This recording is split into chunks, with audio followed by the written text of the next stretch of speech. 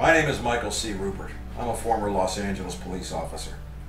Just 2 days ago, I was asked by David DeGraw, one of the original organizers of Occupy Wall Street, who was still on the scene in Manhattan, to make a video speaking to all police officers in every city and country in the world who had been ordered to suppress, harass, and brutalize our peaceful, unarmed protests. We were in shock over what we'd just seen coming out of Melbourne. Police attacks on the Occupy Together movement are intensifying all over the world. I don't know how I could possibly phrase it or say it better than Marine Corps Sergeant Shamar Thomas did in Times Square last week. I want all of you police officers out there to know that Shamar Thomas is not a fluke and he is not an aberration. He is part of a warrior class worldwide of men and women who have gone into harm's way and honorably acquitted themselves in battle while carrying the weight of the knowledge that they fought in unjust wars, wars which have inflicted great suffering on innocent civilians. There are many more Shamar Thomases out there than you could possibly know. I've been to Iraq 14 months for my people. You come over here and hurt them. They don't have guns. They don't have guns. How do you sleep at night? There is no honor in this. There is no honor in this. This is America. Why are y'all treating people like this? Why are y'all gearing up like this is war? This is not war. Let's go, folks. We can. This is not war. Throughout the confrontation, which showed the NYPD backing down in impotent paralysis, it was plainly evident that several NYPD officers approached to check Sergeant Thomas's decorations. Those decorations were earned and awarded based upon undeniable service in the face of lethal danger in combat. Those ribbons authenticated Sergeant Thomas's right and authority to address the NYPD as a warrior, with a warrior's honor and, most importantly, with a warrior's power. Just as Sergeant Thomas's ribbons were his authenticators of having both the right and the authority to speak to the NYPD as a warrior, I will now show you, all police officers in the world, my authenticators, so that all of you may know that I have the right to speak to you with that same authority. I served with the Los Angeles Police Department for approximately 8.5 years. 2.5 of those were as a college intern. I went through the LAPD Academy after graduating from UCLA in 1973 and was valedictorian for 3 classes of graduating recruits. I did street time on the streets in South Central Los Angeles, in the district with the highest per capita crime rate in the city, a place that is still today known as the jungle. Several times in those years I was injured in hand-to-hand combat. In the 1970s, all we had to control events were our minds, our bodies, our wits, a baton, and our 6-shooters. The only radios available were in the police cars. We had no pepper spray, we had no tasers, no fancy riot gear, no shields. During my time on the street, I worked assignments in patrol, narcotics, and detectives. I became a training officer to break new police officers in on the street after they had just come out of the academy. I received 13 citations and 3 commendations for bravery, investigations, tactical command skills, and attention to duty. I was an expert pistol shot. During the course of my 5 years as a police officer, I was involved in 2 shootings. One of those was in direct response to someone trying to take my life. The other was when a drug dealer turned 2 attack dogs loose on my partner. I killed the dogs and arrested the dealer. I'm proud to say that I have never taken a human life. In the shooting where my life was in danger, my bullet bounced off the windshield of the man trying to run me down. There are, however, 2 significant times that I will always remember when I could have lawfully, and many would say justly, taken a human life, and I think they're my proudest memories of being a police officer. Had I taken those lives when I could have, doors would have opened to me to some of the most sought-after positions in the police department. Every cop knows it's a badge of honor to have taken a life in a quote-unquote good shooting.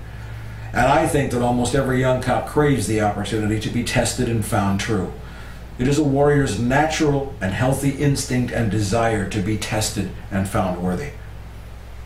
In one case, in a response to an armed robbery alarm at a closed supermarket, I observed a man crouched with a gun inside the front window of the darkened store.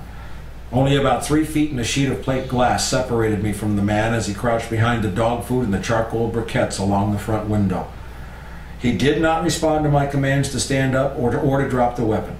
He could hear me yelling at him, "Drop the gun," but he did not comply. He stood up and turned towards me with the gun in his hand.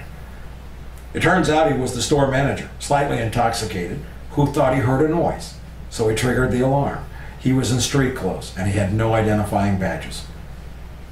In another instance, a young black man suspected of burglary turned on me in a dark alley with a gun in his hands, fully intending to shoot me. I caught his hand from behind as he turned, and I bear hugged it right back into his belly. I had the strength to hold his arms immobile, and my partner and I disarmed him, and we arrested him. He was 18 years old. Why didn't I shoot? Because I didn't have to. This is one of the most basic codes of honor any true warrior observes. You don't use force unless you have to, and then you use only what is necessary to control the situation, and then you stop. That is the honor of a true warrior, and this honor brings with it the power that Shamar Thomas had to shut down 30 aggressive, looking-for-a-fight NYPD cops. It is that honor which gave me the power to shut down a CIA director at a public hearing in 1996 and cause the crowd to erupt in cheers. I will tell you, Director Deutsch, as a former Los Angeles police narcotics detective, that the agency has dealt drugs throughout this country for a long time. It is that honor which gave me the power to hold your attention in the 2009 documentary from Blue Mark Films called Collapse. We live in an infinite growth paradigm, which requires growth forever. It's not that Bernie Madoff was a pyramid scheme or Stanford was a pyramid scheme. The whole economy is a pyramid scheme. The whole global economy cannot be sustained. It requires infinite growth. But infinite growth collides with finite energy.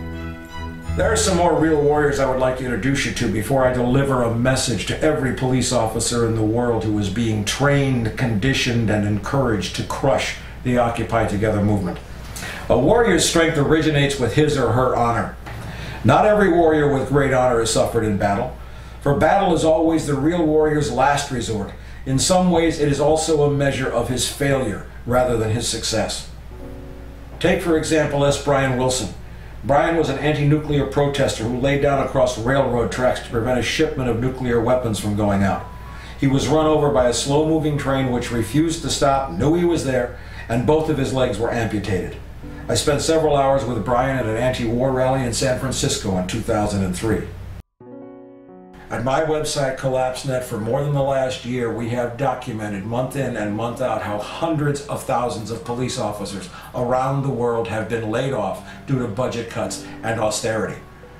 In case you haven't noticed, the world economy is not getting any better. It can only go down from here. This is the collapse of human industrial civilization, and budgets are going to continue to be cut. So when the budget cuts come, you can bet that the first to be let go will be those showing any signs of honor, of compassion, of remorse, showing any signs of humanity, because the only ones that the infinite growth monetary paradigm can afford to pay will be the most ruthless, the most brutal, the sociopathic, and the psychotic. And the pressures are going to increase on both sides for you. You're in a very tough spot, because the world situation is going to deteriorate and the crowds with Occupy Wall Street are going to grow. And on the other side, the budget cuts are going to be looming, and you're going to be forced into a place where you have to go inside, sometimes on a daily basis, an hourly basis, or a minute-to-minute basis, and ask yourself, can I do this anymore? And there's going to be a lot of you who are going to be honorable, like the warriors I've tried to talk to you about today, who are not going to be able to do it, and you'll stop, you'll quit, and you'll join us, and you will bring a warrior's power and a warrior's honor with you when you do. To everybody out there, to every police officer in the world who's getting off on this, who likes swinging the stick, who likes wearing the gloves and pulling hair and running people over and pepper spraying people and beating us, to all of you guys, I got news for you too. You're the bad guys. And we live in an age now that's back to where it was in Vietnam. In Vietnam, we had cameras belonging to what was then a pretty free and independent media, bringing us back all the horrible images of the war, all of the crimes and the carnage. But we don't have any kind of a press like that anymore, but what we do have is what you see right now. We have cameras everywhere, we have eyes everywhere, and we have means everywhere to capture and to communicate and to put up in front of the whole world every time one of you, without honor, nakedly brutalizes and attacks an unarmed civilian exercising the right to freedom of speech and freedom of assembly. So let me close this message by repeating the words of Sergeant Shamar Thomas. It is not honorable to attack unarmed civilians who carry no weapons, who have no intent or ability to harm you. It is not honorable to suppress the right to freedom of speech and freedom of association. You carry your badges and your guns and your authority because you are charged with protecting the innocent. We are the innocent. You are working for the criminals.